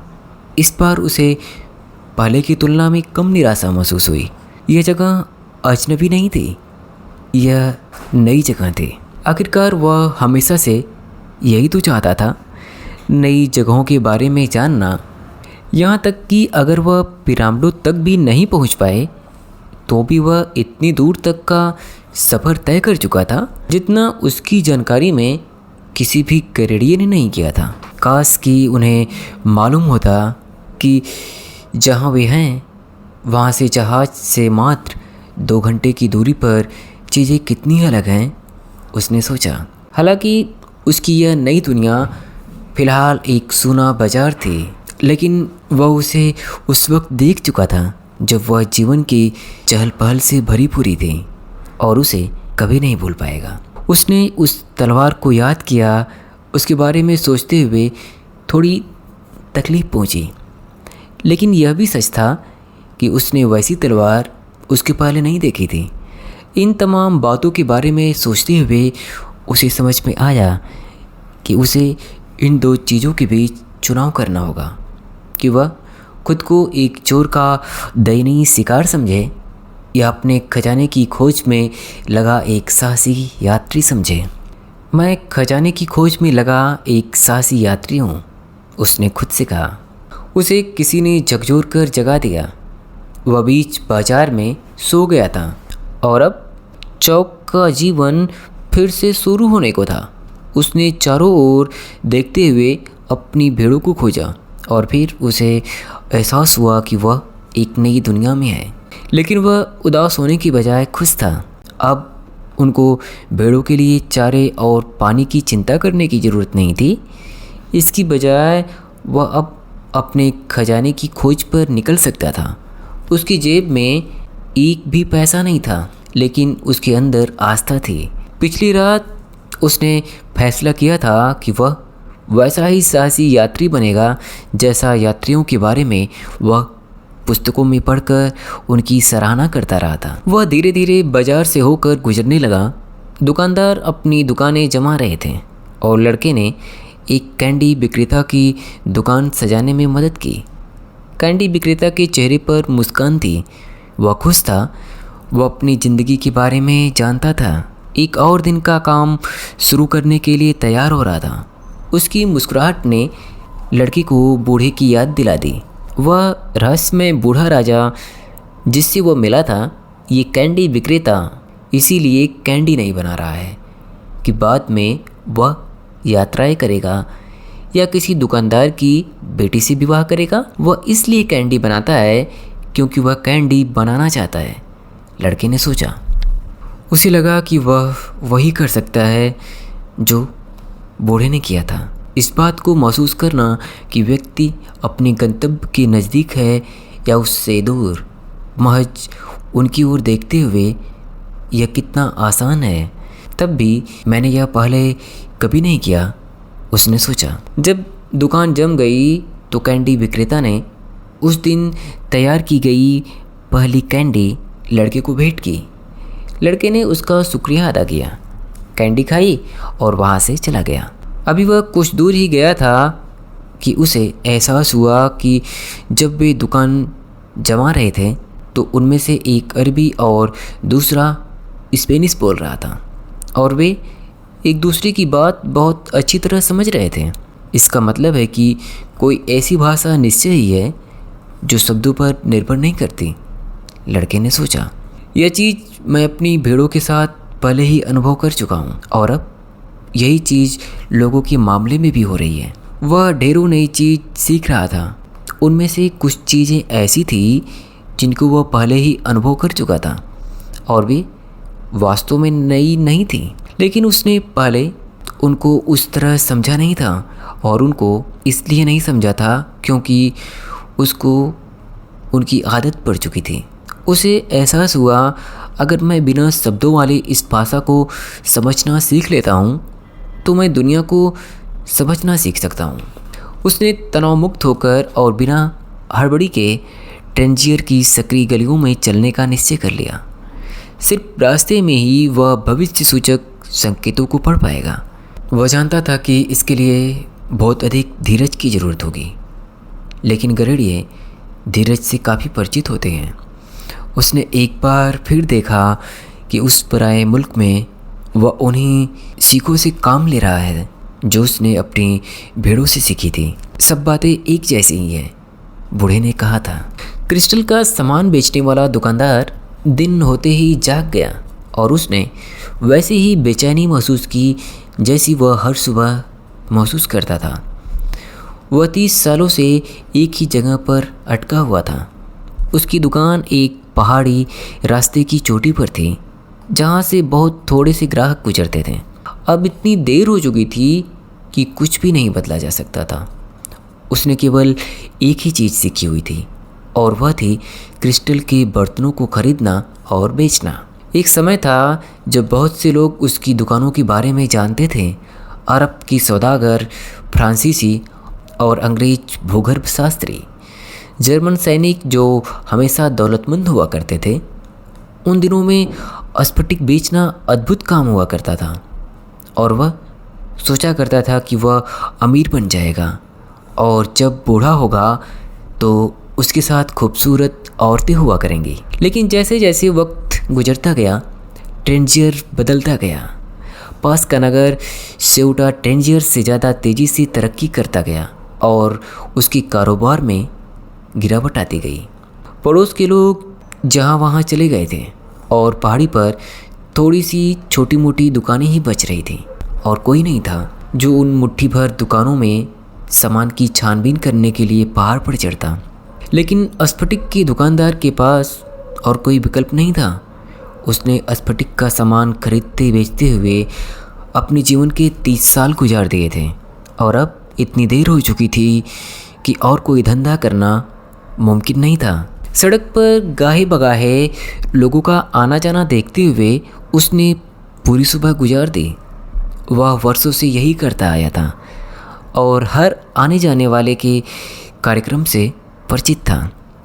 लेकिन दोपहर की भोजन का वक्त होने से ठीक पहले वह लड़का दुकान के सामने आकर रुका। उसने कपड़े तो सामान्य ढंग के ही पहने रखे थे, लेकिन स्फटिक के दुकानदार की अनुभवी निगाहें देख सकती थीं। लड़के के पास खरीदारी करने के लिए पैसा नहीं था। तब भी दुकानदार ने लड़के के चले जाने तक अपना दोपहर का भोजन मुलतवी रखने का फैसला किया। दुकान के दरवाजे पर लटकती तख्ती में कहा गया था कि दुकान में कई ज़बानें बोली जाती हैं। लड़के को काउंटर पर एक आदमी नजर आया। अगर आप चाहे तो मैं शोकेस में रखे शीशे के बर्तनों को साफ कर सकता हूँ, लड़के ने कहा। उनकी हालत देखकर उनको कोई कभी नहीं खरीदेगा। आदमी बिना कोई जवाब दिए उसकी ओर देखता रहा। बदले में आप मुझे खाने के लिए कुछ दे सकते हैं। आदमी ने तब भी कुछ नहीं कहा। लड़के को लगा कि उसे ही कोई ना कोई फैसला लेना होगा। उसके थैले में उसकी जैकेट थी। रेगिस्तान में निश्चय ही उसे उसकी ज़रूरत नहीं पड़ने वाली थी। उसने जैकेट निकालकर शीशों को साफ करना शुरू कर दिया। आधा घंटे में उसने शोकेस में रखे सारे बर्तन साफ कर दिए और जिस दौरान वह इस काम में लगा हुआ था, उसी बीच दो ग्राहक दुकान में आकर कुछ सामान खरीद ले गए। जब उसने सफाई का काम निपटा दिया तो उसने उस आदमी से खाने के लिए कुछ मांगा। आओ हम कुछ खाते हैं, दुकानदार ने कहा। उसने दरवाजे पर भोजनावकाश की सूचना पट्टी लटकाई और वे पास के एक छोटे से कैफ़े में चले गए। वहाँ पड़ी एकमात्र मेज पर बैठते हुए स्फटिक का दुकानदार हंस पड़ा। तुम्हें कोई सफाई करने की ज़रूरत नहीं थी, उसने कहा। कुरान मुझसे तकाजा करती है कि मैं भूखे आदमी को खिलाऊं। वाह, तब फिर आपने मुझे वह काम क्यों करने दिया, लड़के ने पूछा। क्योंकि सामान गंदा हो गया था और तुम्हें और मुझे दोनों को ही अपने दिमाग को नकारात्मक विचारों से साफ करना जरूरी था। जब उन्होंने भोजन कर लिया तो दुकानदार ने लड़के की ओर देखकर कहा, मुझे खुशी होगी अगर तुम मेरी दुकान में काम करोगे। जब तुम काम कर रहे थे तब दो ग्राहक आए और यह एक अच्छा शगुन है। लोग शगुनों के बारे में बहुत बातें करते हैं, गरड़िए ने सोचा, लेकिन वे वाकई जानते नहीं कि वे क्या कह रहे हैं। जैसे कि मुझे ही इस बात का कभी एहसास नहीं था कि मैं वर्षों अपनी भेड़ों से एक ऐसी ज़बान में बात कर रहा था जिसमें कोई शब्द नहीं थे। तुम मेरी दुकान में काम करना चाहोगे? दुकानदार ने पूछा। मैं आज बाकी पूरे दिन काम कर सकता हूँ, लड़के ने जवाब दिया। मैं सुबह होने तक पूरी रात काम करूँगा और आपकी दुकान के एक एक सामान को साफ कर दूँगा। बदले में मुझे कल मिस्र जाने के लिए पैसे की ज़रूरत होगी। व्यापारी हंस पड़ा। अगर तुम पूरे साल भर तक मेरी दुकान में कांचों की साफ सफाई का काम करते रहो, यहाँ तक कि तुम दुकान की सारी चीज़ें बिकवा कर अच्छा खासा कमीशन भी कमा डालो, तब भी तुम्हें मिस्र जाने के लिए कर्ज लेना पड़ेगा। यहाँ और वहाँ के बीच हजारों किलोमीटर रेगिस्तान फैला हुआ है। कुछ पल खामोशी छाई रही और इतनी गहरी थी कि लगता था सारा शहर सोया हुआ हो। बाजारों की कोई आवाज़ें नहीं, दुकानदारों के बीच कोई बहस मुबाहसा नहीं, मीनारों पर चढ़कर अजान देने वाला कोई शख्स नहीं, कोई उम्मीद नहीं, कोई साहसिक कारनामा नहीं, कोई बूढ़ा राजा या नियतियाँ नहीं, कोई खजाना नहीं, कोई पिरामिड नहीं। ऐसा लगता था जैसे दुनिया खामोश हो गई हो, क्योंकि लड़के की आत्मा खामोश हो गई थी। वह वहाँ बैठा हुआ सूनी निगाहों से कैफे के दरवाजे के बाहर देख रहा था और कामना कर रहा था कि काश वह मर जाता और सब कुछ हमेशा के लिए ख़त्म हो जाता। दुकानदार परेशान नज़रों से लड़के की ओर देख रहा था। वह सारा का सारा उल्लास जो उस सुबह उसने देखा था वह गायब हो चुका था। मेरे बच्चे, मैं तुम्हें इतना पैसा दे सकता हूँ कि तुम अपने मुल्क वापस लौट सके, स्फटिक के दुकानदार ने कहा। लड़के ने कुछ नहीं कहा। वह उठा, अपने कपड़े ठीक किए और अपना थैला उठा लिया। मैं आपके लिए काम करूँगा, उसने कहा। फिर एक और लंबी खामोशी के बाद उसने कहा, मुझे कुछ भेड़ खरीदने के लिए पैसों की ज़रूरत है।